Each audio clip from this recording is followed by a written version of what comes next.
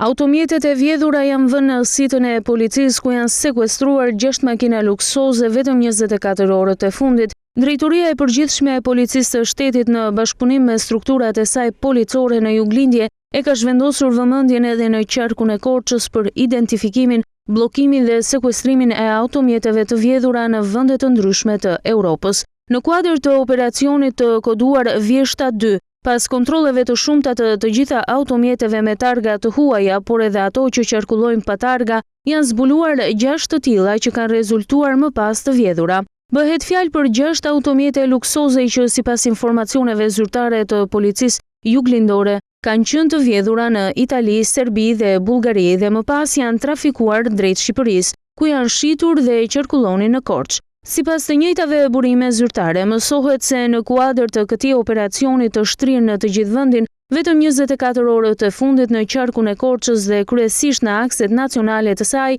si Korçë-Pogradec, Korçë-Kapshtice e të tjerë, janë nënshtruar kontrollit të dokumentacionit plot 200 automjete të tjera, kryesisht me targa të huaja. Në të gjitha rastet, verifikimet e anës dokumentare dhe teknike të tyre bëhen nëpërmjet Interpolit. Në këto kushte, përgjigjja e tij ka rezultuar për 6 automjete të vjedhura, të cilat janë sekuestruar menjëherë. Ndërkaq kontrollet do të vazhdojnë edhe në ditët në vijim, ndërsa sipas drejtuesve të policisë në Korçë, nuk do t'i shpëtoj kontrollit asnjë lloj mjeti që qarkullon me targa të huaja për të zhdukur fenomenin e vjedhjes së mjeteve luksoze dhe për t'i sjellë ato në Shqipëri.